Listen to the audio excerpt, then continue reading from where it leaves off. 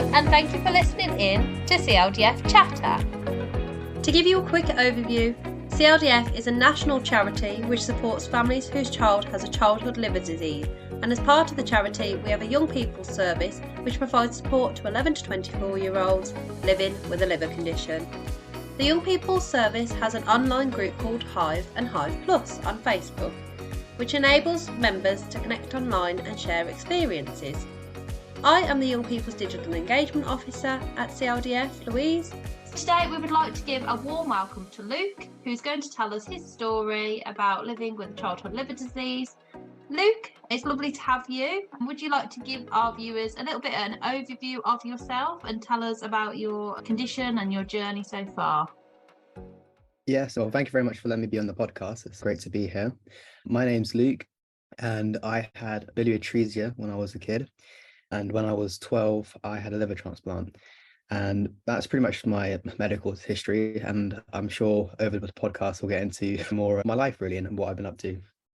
Yeah, thank you. Of course, it'd be really interesting to explore your journey so far. So it'd be really interesting because I know today you really wanted to share with people about how you've got to where you are today, achieving your goals and what you've done along the way to getting to where you are, like you say, today. So, Luke, would you like to name 5 words that describe your liver journey so far? One will have to definitely be emotional, challenging, inspiring from the people that I've met and the stories I've heard. Maybe a family, love, I guess, because during this whole period, I've been very fortunate that my family have been very supportive, and we've done everything together. So I would say family and love, maybe my last 2 ones, I think. Brilliant, thank you. So I know your first one was emotional. Yeah. Would you like to explain a little bit more about why you've chose that word? Well, I think going through it as a kid, you have blissful ignorance, and you don't really, you sort of hand over this situation, and you sort of just deal with it, really. And it's only really reflecting on it as a young adult that you sort of come to grasp what the enormity you've been through. And especially in the last 3 years during COVID, especially, I think I've lost a couple of my friends. They had transplants. I don't know, it wasn't reality check, but it was more the fact that after transplant, I thought I was sort of invincible. I was doing so many different things, but then when I found out that they'd gone, it was, oh wait, actually, we were given a second chance, and we've got to be very incredibly thankful and incredibly grateful, but we just got to be very careful at the same time. I think it's definitely been in my young adult life that I've really sort of come to grasp on what I've been through as a kid. Well, that's it, isn't it? I guess you've kind of been able to think about all the wider elements that come with having, like you say, a liver disease, because you can live a normal life, can't you? Like, for instance, like you said, the pandemic did actually bring to light to many that that's when it does pop back that actually you've got to take more caution, haven't you? And obviously it was a period of isolation as well, where you had to keep yourself safe. And that, I guess, was just a little reminder that it is still there and you still have to, manage your health and look after yourself and put that first. I mean, I don't know how you feel, Luke, but as a child, do you think your understanding of your condition developed more so when you were a little bit older? So now you can see kind of all the things that come with a liver disease, whereas as a child, was it more you were just told that, you took it in, but actually you still just got on with your regular childhood life? How would you describe how you understand your liver condition now to when you was a child? No, I think definitely the latter. It was definitely my parents have been very good, and I mean the doctors as well. Like if I had a question, I don't remember asking the questions during the appointments, but especially I think when I was at home and I was just asking my parents, oh, what was that word that they said in the appointment, sort of thing. They were very good at sort of explaining it to me, and I think you're right. I think I did listen to it, but it's like, oh, okay, cool, and that was just stored away somewhere. Yeah, It's about the very thing. So yeah, but it's actually kind of funny, I think, because my sister, she's just had a kid herself over Christmas, same sort of time when my parents would have found myself diagnosed with biliary atresia, and it's just like seeing like her baby. I was like, okay, so that's what my mum and dad had dealt with, and like have so many questions and so many like things to be concerned about. It was oddly emotional for me to see the baby just be fine, because it was like right, so yes, you have your worries and stuff, but then like my parents were set with a whole other set of worries that you just Yeah. you don't think of really, and it's you don't want to think of, and you shouldn't think of. I remember saying to my mum's like, I'm just getting really emotional. I don't know, like it's just I can't imagine what you went through. It's just, but yeah, you just find a way to deal with it, isn't it? When you get faced with situations. But yeah, I guess I can completely understand that. Seeing a 3-month-old baby now, you can see that milestone in your life. You were 3 months old. That's how young you would have been at that time. Congratulations to is it your Yeah. sister? Yeah. Yeah. And now you're going to be, are you the fun uncle?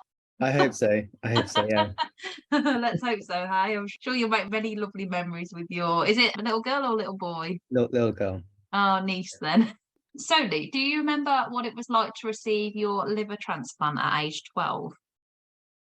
Yes, I mean, I can recall like a decent amount of memories from there because it was fairly recent. I say fairly, it's like what 10 years, almost 11 now. Do you remember being told or being explained to about the fact you needed a new liver? The thing is, because I had my Kasai operation when I was a kid, it postpones the need for a transplant to a certain degree. For whatever reason, mine lasted like around 11 years before it sort of started to fail. And during which, every time I went to King's College to have my checkups, they always said, "Oh, yeah, transplants in the future. Like it's on the horizon somewhere, but we won't. It's there, but not not here." So I was always aware that I needed a transplant. Having a transplant as a whole, I think I didn't understand the full enormity of it. But I think I remember when I was being told I needed a transplant. I remember very very well actually. I was playing Minecraft on my computer, and I remember it was like the second time I was playing or something. It was a brand new game for me, and I was just playing along. And my mum came over and said, "We need to, when you have a moment, can you come over and have a little talk?" And I was like, "Okay." So I was just busy away playing on Minecraft for like I don't know an hour or something. Then when I popped along and she told me that I needed like the hospital called and they said that they think it may be time that I need to be sort of the assessment needs to be starting to take place for a transplant. At that precise moment, I don't think I really did realize the enormity of it. I just like, oh, okay, cool. Like that's the next step because I always knew that was the next step. And then afterwards, it'll be like this should be normal in terms of as normal as it can be with a liver condition. Oh yeah, I just really just took it under my wing really and just sort of like went on my day. So yeah, I think thankfully at that time I say I definitely did have ignorance as a kid. Do you think it was better that you knew that you needed the transplant rather than having it surprise you? Oh yeah, I think so. I mean, I've heard stories from transplant friends that it's just all sort of sprung upon them. I can't really relate, but I can't really imagine as well having that sort of news to be jumped upon you because I had like pretty much my whole life to get ready for it, not actively, but like in the back of my head, I knew it was happening somewhere, sometime. But for them, it was just sprung upon them, and maybe that's better as well. Maybe because you don't have time to sort of like think about it. Maybe it's easy, like oh, it's happening, we're doing it, let's go, sort of thing. But I don't know, you can look at it different in many different viewpoints, really. I think for me at least, it was good that I knew that was something that was going to happen. Yeah. So as you then went through the transplant assessment process, did things seem a little bit more daunting to you at that point, or was you still kind of easygoing, still taking, mum's advice and getting through it, or did it start to feel a little bit more, actually, I've got a little bit of fear towards this now, or I'm a bit nervous about it? During my transplant assessment process, I was put on the list because my levels they had just started to drop. So I was still reasonably active and healthy. I wasn't bedridden. So when we went for my assessment, the surgeon took one look at me and said, "He's too healthy. Why is he here?" Sort of thing. He's not. He doesn't need a transplant. So then they had like a board meeting, or I don't know, the consultants all met. We were told that at that time they were like considering about changing the criteria of how transplants patients were assessed to put quality of life over like urgency. I think the two was.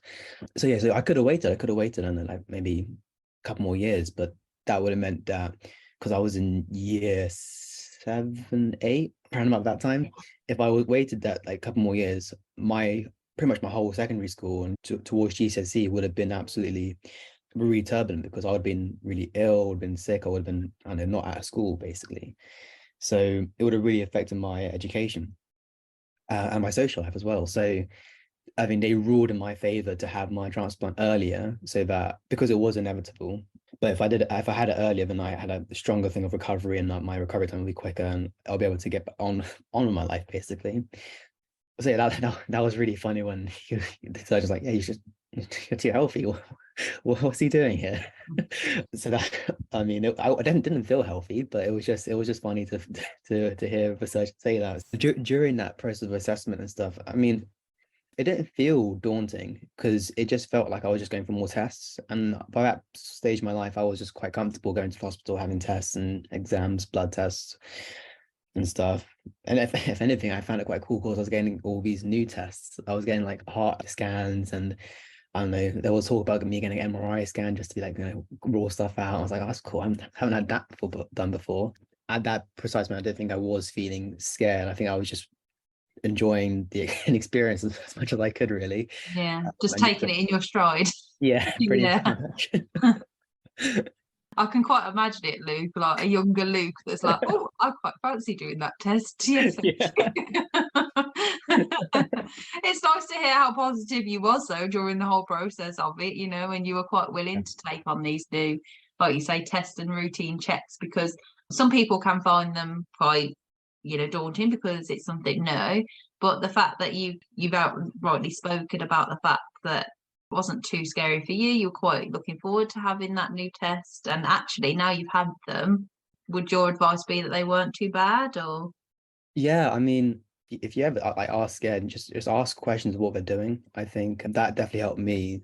There'll be times when I was like, well, what's happening? And they'll talk me through what's like the process of what they were doing, really. And I wasn't completely bedridden as well. I think because I was like fairly alert and fairly healthy in all regards of having my liver failing. I was still like up and about, really. I think that did help. Definitely whilst I was on the list and my liver did start to take a turn for the worse.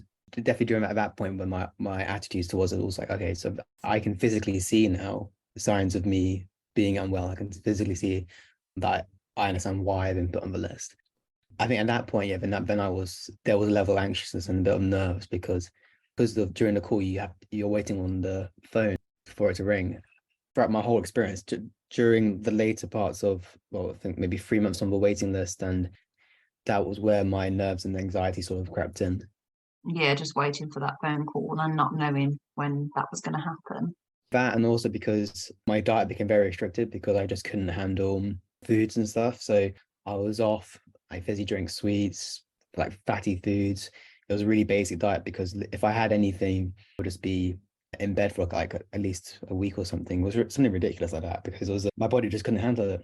So I think when I was seeing that had that effect on my body, I was like, okay, this is serious. Yeah, you could see the effects then, I guess, Yeah. and that's when it's probably hitting home a little bit harder. So do you remember getting your call? Yeah. Because we had one false call. Thankfully, only one, but I know I've heard of friends that have had a few more. The first one was on the day after we saw Skyfall, I think it was, in cinemas. No, it was the night of. So like we saw Skyfall, came home, and the first call came, and that didn't lead anywhere. But then the second time, my actual call, the night before, I actually had a friend over for a sleepover, and we were just thinking if that was just the day before, like what would he have done? Oh yeah, I was gonna say. That's the thing, isn't it? It can just spring upon you wherever or whenever it Yeah. occurs. So. Yeah, and I remember during those times I wasn't sleeping very well. So I just remembered phone calling at, I think it was 1:30, 2 in the morning. I sort of rushed across to the bedroom. I was like looking, and she was like, she did tell me actually, she said she wasn't gonna say like let's go for it because it was the same call as before when it was, you can correct me if I'm wrong, but it was like a non-beating organ or something. Like it was I think there's two types of when organ transplant. There was two types of organs, and when they become available, there's one that's like a live organ. I think when the person's brain dead, but they've got the body alive. Oh yeah. And then there's another one where it's completely dead, and they managed to salvage the organs. Yeah. But anyway, so it was the latter, and that was the reason why we got sent home the first time around because it was too late and the organ had deteriorated. So the surgeon said it's no good. So my mum initially was going to say we're not going to put ourselves through that because the chances of it happening again is extremely high. But because I was there at the door, she's like, oh, he's here now. Let's do it. Yeah, Um, yeah. because I mean, in all fairness, I do understand her point of view, because it's going through a false callers. You just go through so much of emotions, like, oh, this is it, we're going to do it.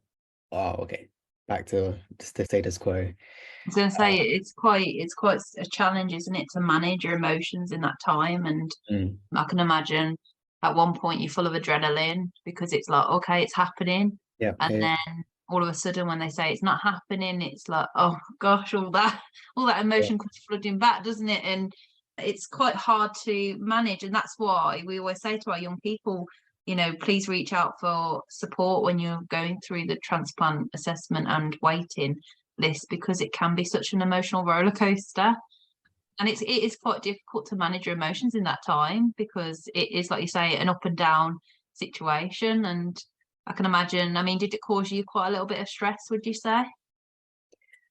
yeah. I've actually noticed after transplant is that I only really find like settled sleep after like 2 in the morning or something, 1 in the morning, because my brain after that sort of time period would be like, okay, the call is very unlikely to happen now. But when it's even 10 years on, that's like it's still somewhat programmed. I mean, so I do go to bed early and like I do sleep, but it's like if I do wake up in the night and I go back to sleep, I find that after that sort of time, it's a lot more relaxed. It's easier, yeah. And yeah. especially when I do, I know, there's something in my life that crops up and I'm getting a little bit of anxiety, it's only after that sort of time where I can feel a bit more settled. And it's weird because, I mean, it makes sense that that sort of traumatic time in my life, it sort of would have effects, but it's funny that my brain is like, okay. And it's just, yeah, I think it's really weird how how your brain works in that regards. Well, that's it. Yeah, it is. And how long was you on the waiting list? Do you remember? It was 9 months. Yeah. That's Yeah. what I mean. It's 9 months of thinking of that, Mhm. you know, is it going to happen now? Am I going to get a call? And I can imagine, like you say, like to sleep must have been really difficult. So, but yeah, I mean, are you proud of the fact that you got through that, and it was a big journey and a big thing to handle?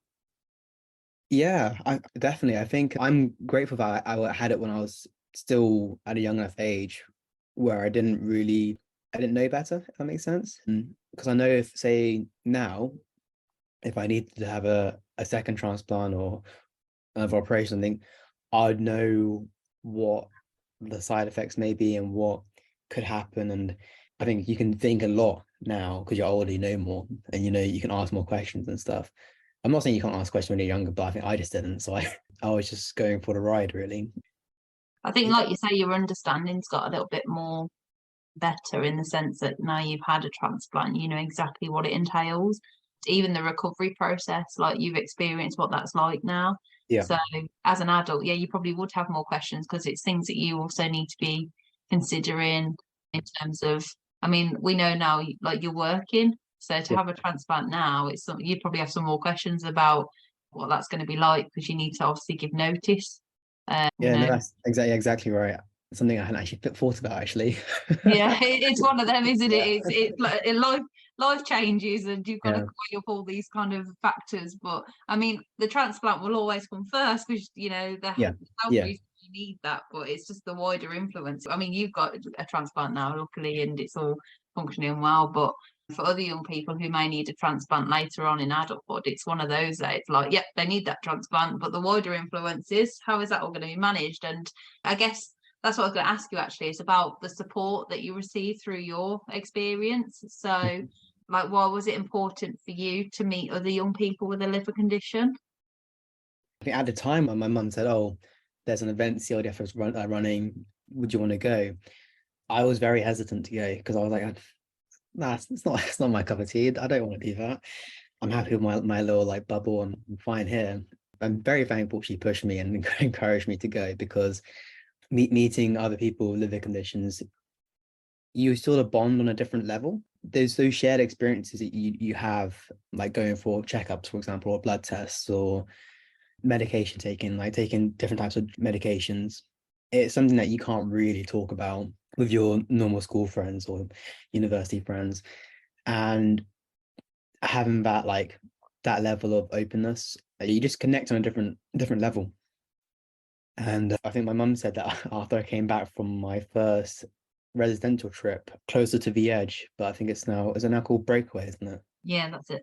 She said I came back a different person really, because I just came out on my shell so much, and I just felt she saw like I was just so much more confident in my skin, I guess. Like, just because I mean, I think I still remember we were making friends with each other. One of the first questions was like, what condition do you have, or what medications are you on?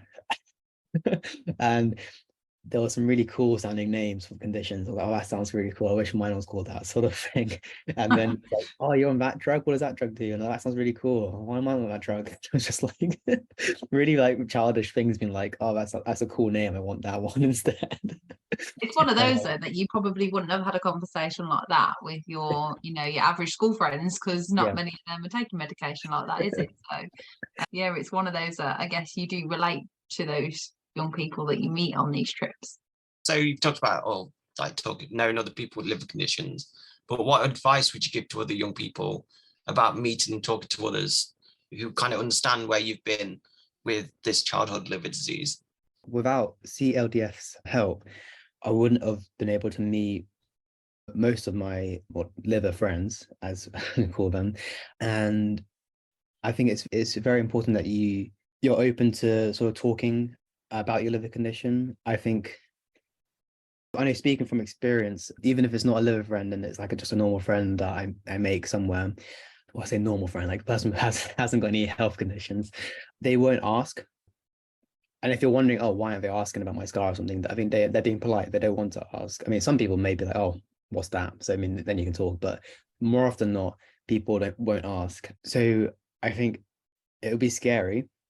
But if you're feeling you want to talk about it, then take the leap and just sort of start talking about it. Start talking about your scar, or again, it's only if you feel comfortable speaking about it. But then making friends at events like CLDF Run, like Closer to the Edge, the conference, Tell Talk Transform, you make friends that will help you with that process.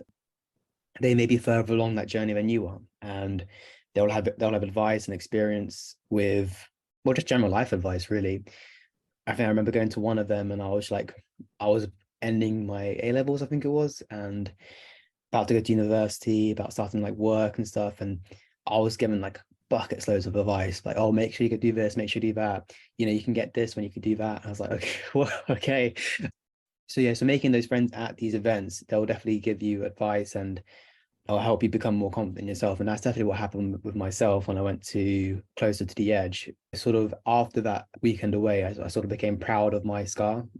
I wasn't like ashamed of it beforehand, but it was just something that it wasn't something that I was actively proud of, sort of thing. But then after that, I was like, okay, that's my story. And if people want to ask, it's good to share, sort of thing. Is some young people have never met another young person with a liver condition, and we get a lot of parents that phone CLDF and say, oh, they're just a bit nervous, or they don't want to, they're a bit scared to meet someone else or talk about it. But parents seem to think that they need that and it would really help them.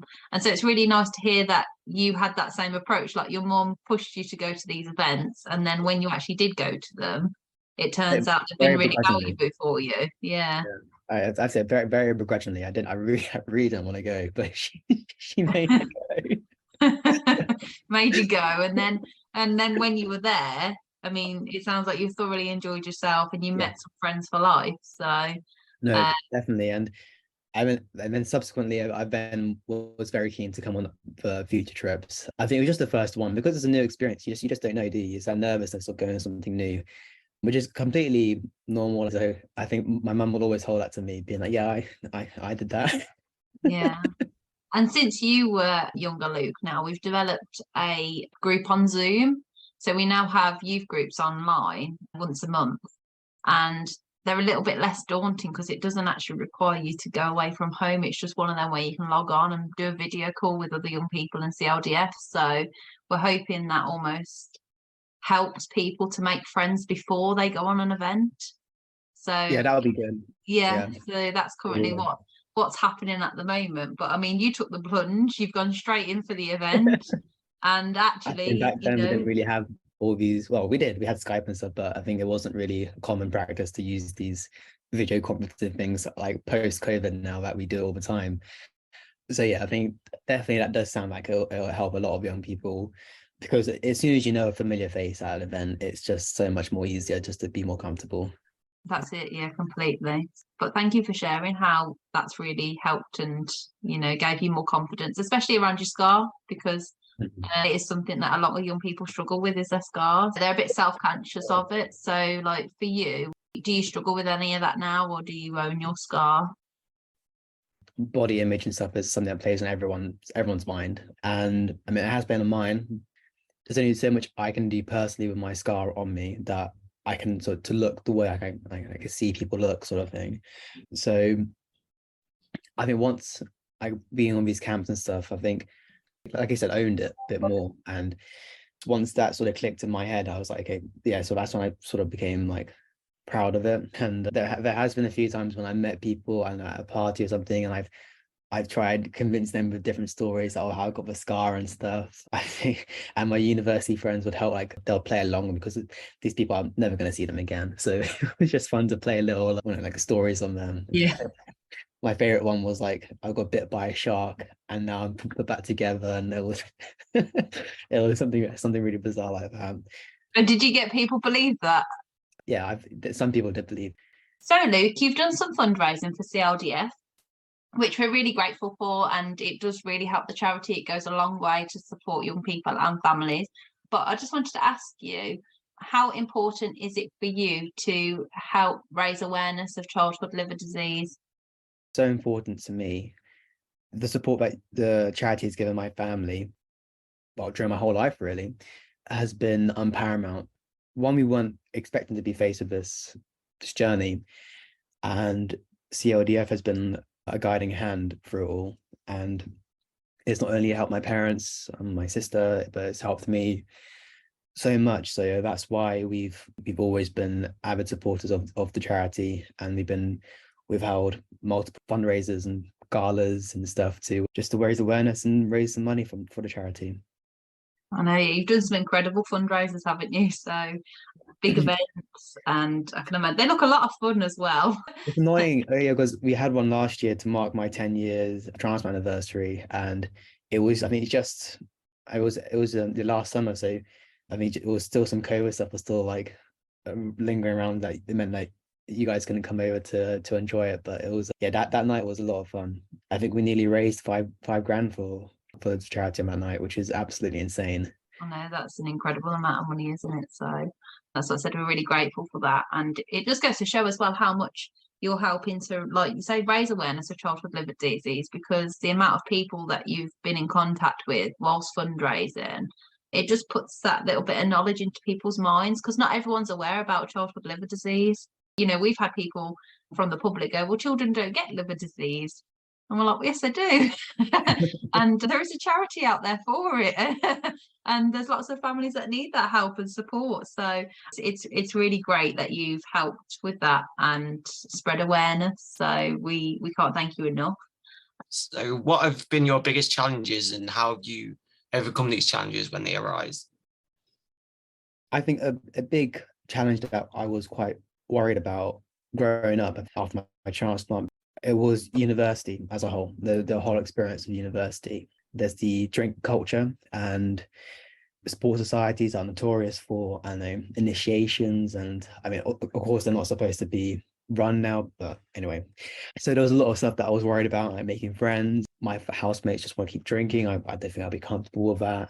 There were a lot of things that were playing on my mind, and when I went to, I think it was a residential, I think it was a weekender, and I got the opportunity to speak to some people who are at university and some people who had graduated and some people in work, sort of thing. And they were telling me that, I think when I was younger, I sort of forgot that people at universities are still people. They're not cruel people. And they said, like, if you just tell the society committee or the team what your condition is and that you're not comfortable to drink, they won't force you to drink. Like, it's that's bottom line. Like, if they can't, like, that's just wrong if they make you do that, and like probably shouldn't join a society if they do that. So yeah, I think so after that that getaway, I came back with, I mean, still very nervous, but with a bit more confidence, be like, okay, I won't be like encouraged to drink all the time, basically. I think because of my condition, I just not really gone to drinking that much, and I don't like the taste of alcohol, which is, I mean, it's a good thing because I guess I don't need to use it to enjoy myself. And so when I went to uni, I didn't have a single drop of alcohol during my whole freshers week at all. I just had like fizzy drinks. I was open then from the very beginning, being like, well, I've had a liver transplant when I was 12, and I just don't feel comfortable drinking. And even my sister, actually, I mean, she didn't have a liver transplant, but when she was at university, if someone was like, oh, have another one, she's like, oh, actually, I'm not that comfortable drinking. My brother has a liver transplant, so I don't really like to drink that much. And there wouldn't be any more questions because, I mean, liver transplants are a very good card to play, but you just got to be a bit more vocal, I think, when you go to in those situations, which is, I mean, it's hard to say now because like you gotta have that sort of confidence in yourself. But that's definitely something that I learned during my university experience, was to say no to drinks and stuff, and that people aren't like nearly as like intimidating as they as you may think they will be. So saying that, I think after COVID, so like COVID happened during my university experience, and then when I came back for my final year, I did join a sports society and I took part in like the whole club activities and everything, and I had a great time. But I think by that time I was my final year and I knew my limits a little bit better. I knew what I can do and what I can't do. So I was able to be in a bit more control. I think definitely when I just started uni as a fresher, I think I'm glad I didn't give into peer pressure and I had a bit more reservations, because it meant that when I went back a bit older, I knew what I could and couldn't do, basically. And yeah, so I think my advice for that would just be honest, really. Like, don't really make wild excuses. If you just say the real reason, I think people, one, will respect you for that and they'll remember it. I think, and then also they'll remember like, oh, didn't you say the liver transplant? Didn't you say you had this? What's that about, sort of thing? And then it could spark a conversation and maybe make a new friend. Yeah, exactly. No, it's really good advice actually that you gave there, and you've explained it to people and still put your health first, because like I say, it's one of the biggest worries, isn't it, is the peer pressure you get at university with the drinking culture. And with your experience, it wasn't that bad. You've actually been honest with people, and yet they didn't want to put your health at risk. So it sounds like you were in a position where you've met quite a nice group of people. I'm very thankful of that. I'm highly aware that may not happen to everyone, and they may meet some nasty people at university, but I'm very thankful that I met a good bunch of people that respected my choices, really. Seems like it's really helped with you to have a positive university experience. So what are you doing now for work, Luke, and what are your future goals? Yeah, so I studied media production at university, and now I am working as a freelancer, as a commercial drone pilot, and just working in the film industry. Getting a job in this industry, it was very tough. I graduated last summer and I've only just secured this job, and that was, I think, beginning of February. And I think during that time I spent a while searching, but then it became clear that probably not going to find anything sometime soon, so I best like pick something up in the meantime. So during which I took a job as a Sainsbury's delivery driver over Christmas, and I took it because I knew that in the future knowing how to drive a van would be very useful for my career. So I took it for that reason, really. And I think I heavily underestimated how strenuous the the job be, especially during Christmas as well, when there's so many people got like drinks and everything. It was so heavy. I think, needless to say, I didn't need to pay for a gym membership during those couple months. How was it driving the van as well? Driving a van, I think after the training, it was fine, really. I think I've got huge admiration now for people who do delivery driving and like work in the shops and everything. It's definitely no easy task. And yeah, but it was definitely good to have that sort of experience. I was very fortunate that this job did come through and I was able to sort of leave the Sainsbury's job and just focus on that full time. But yeah, I think what's just key is that if something isn't like working out for you, or like you're struggling to find something, just give it some time. Like maybe find something else in the meantime, like I did, like find something that may not be the thing you want to do, but you know that it'll better like your overall skill set. Because I knew that I wouldn't be wanting to drive vans for the rest of my life, but I knew that having that experience will definitely better me with future job opportunities. I'm almost convinced that at one point during my life on a film set, someone would say, does anyone know how to drive a van? And it will just be good in my situation that I can go, yes, I can drive a van. I can, yes.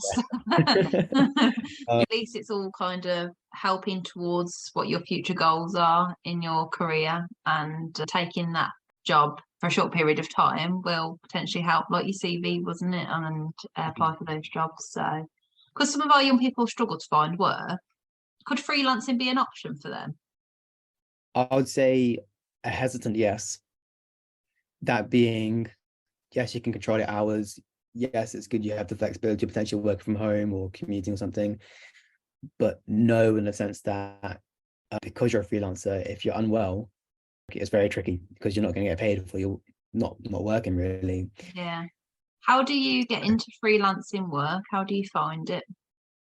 It's networking. That's basically it. Bottom line is networking and putting yourself out there. For myself as a drone pilot, it was a lot of cold calling, looking for listings, speaking to friends of friends, asking if they're interested, and sort of building up a small social media page and just sort of just putting yourself out there. And then in time, a year or something, maybe 2 years, your clients will then refer you to other clients and your work will then slowly trickle in. Yeah, because I've been doing this now for like a year and a half now during my last year of university. And I'm now in a position where some clients have now started to call me back. And it's good to have that sort of relationship with your clients, and they recommend you for other stuff. Freelancing is tough to break into because it's all about yourself and your own reputation. So if you're starting completely fresh, is a fine line between knowing your worth and then knowing where you need to go to. So you have to maybe drop your value a little bit so that you can ultimately end up where you want to be. I know for a fact that like when I first started out, I was doing jobs for very cheap. And now that I've got that reputation, the portfolio, I'm able to charge my normal prices of what I should be charging back then. But because you want to get the clients to start with, you got to be a little more generous. So yeah, I mean, that's a little bit of a business for you. Oh, that's it, isn't it? It's just some experience for people to think about if that's what they kind of also want to have a look at. But yeah, is your freelance work in video editing or? My freelance work by trade is being a commercial drone pilot. I am an editor and video editor and like a videographer as well, but I go by a drone pilot myself. And I think I'm in a fortunate place where if something does happen, if I fall ill or something, I'm able to be okay, sort of thing. But yeah, freelance work, there is definitely its benefits and its drawbacks. But then again, if it's something you're passionate about, you gotta go for it. And it could be something Yeah, that people can manage part-time because they could still have a normal part-time job. that was my intention with the Sainsbury's job. I think I underestimated how tiring it would be. So I think if it was a different part-time job, I might have some more free time to sort of focus on my other work, my commercial work. And if you were to do that, then and you were to fall ill, then there may be some like benefits of that happening, basically, because you could You've get got sick pay half from your the work factory. covered, aren't you? Yeah. Yeah. Yeah. So So equally, I mean, if you are freelancing and you are unwell and you're working from home, you can still work from bed. I mean, that's another benefit. I mean, it really depends on what your what your freelancing trade well, is. that's it, yeah. But no, it's just an option, isn't it, that people can look into. Yeah. And it's nice to hear, obviously, that you've now made that work. It's took a lot of work to get there, but you, like you say, you've now got a small client base, and hopefully in the future that builds up a little bit more as well for you. So, Luke, throughout your journey, what have you learned about yourself? I guess my resilience, I think that might be my something I've learned by myself is even when I'm like feeling my absolute lowest, I know I've been through so much more. I mean, especially during COVID, actually, when I was shooting at home for, I can't remember, was it 3 months or something ridiculous? It was a long time in the end, wasn't it? It was it felt longer, but I think it was 3 months. I think it was. I think it was knowledge that yes, it's all pretty crappy right now, but I've literally faced death and I've come out the other side, and it's been through so much that now if it's like a small I don't know problem like oh I missed the bus, like that's annoying, and like it's like well yeah, but in the grand scheme of things you've been through so much more. But I shouldn't let those sort of things bring me down because it's got so much more to be happy for and grateful for that it'd be silly to let those small things trouble you. During the pandemic and stuff, because I had to shield for 12 weeks, That was during my second year of uni, and I had to come home. I was living in a house of 11 and it was 10 of my friends. And because they didn't have any conditions, they were all shielded together in the house. Lockdown, they were all having like a blast of a time, like just being together, hanging out, going for walks and stuff. And I was at home, admittedly FaceTiming occasionally and stuff, but feeling of missing out was extremely paramount because I could see what they're up to and like they're having a great time. And yes, I was being safe, but it was just the fact they got to have so much fun. But those sort of times, I was like, yeah, okay, yes, that's happening, but you just got to remember what you've been through, and you can take on the world, basically. Yeah, I can imagine. I can imagine that's pretty hard, like you say, when you can see your housemates all having fun and you're having to take that safe approach and shield at home. And it was a difficult time anyway, just for anybody shielding at home. It was just such Yeah, yeah. a hard time to, almost withdraw yourself from the world a bit. It was such a weird time, wasn't it, to go through? But it just goes to show, like you say, like your resilience has been one thing that you're really proud of, and it just goes to show how strong you are as a person. So I think, yeah, that's a really good one about what you've learned about yourself. And so overall, Luke, what advice would you give to others that have been on a similar journey to you? My advice would be, don't be ashamed of your past. Don't hide it away. Like, own it and make it your own. The amount of times when people say, for prime example, like if you're meeting a new group and it's like, let's do icebreakers, and they go around a group, if it comes to you, you should say, yeah, I'm Luke and I had a liver transplant. I mean, yes, it could be a label, but at the same time, that's something that's no one else has really been through, and that's like a really interesting fact about yourself.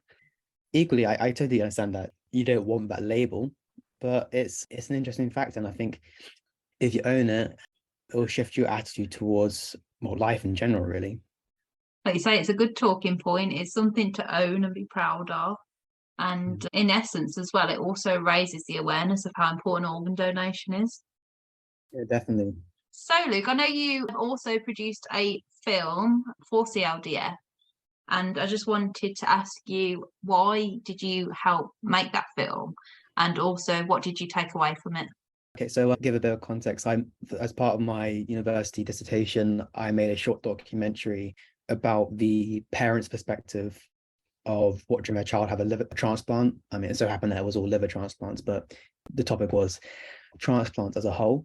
And what made me want to make a documentary about it was because I've been through the transplant process from my perspective as a patient, as a child, and I know it from my angle.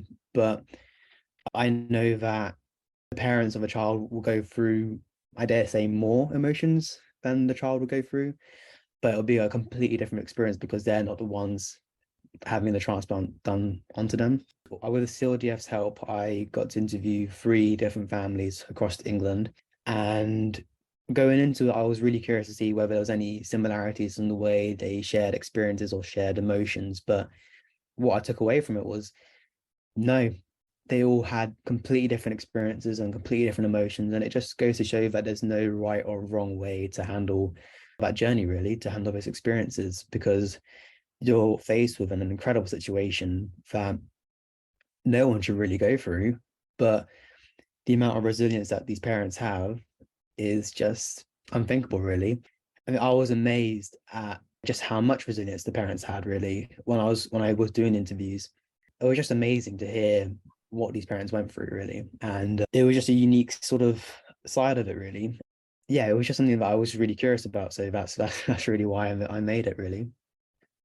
No, it's an amazing video. So, Luke, as you say, that video it was a really good resource in terms of showing what emotions parents go through, and for other parents to listen to as well and relate to.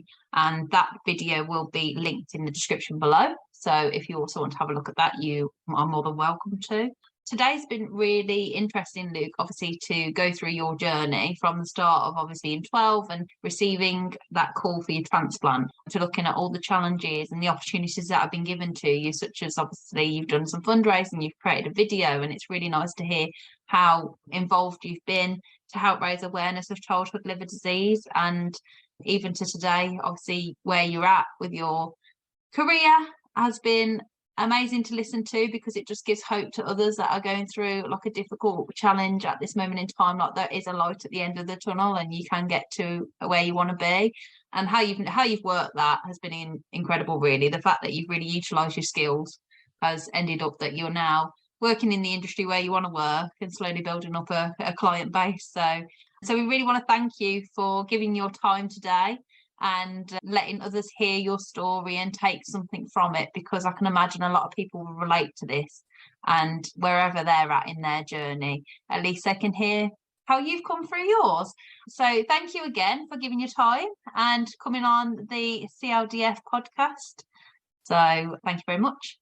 Thank you very much for having me. It's been a pleasure to share my story, and I hope it does help some young people out there with their challenges and what they face in their life. For those that are listening in, it's lovely that you've joined us on CLDF Chatter. I am the Young People's Officer, so if you do need any support from listening to this podcast, or there's any concerns that you may have or advice that you might need, please do contact us on Hive, our online Facebook group chat, or you could email ypo@childliverdisease.org, or alternatively you can call us on 0121 212 3839, and we look forward to hearing from you.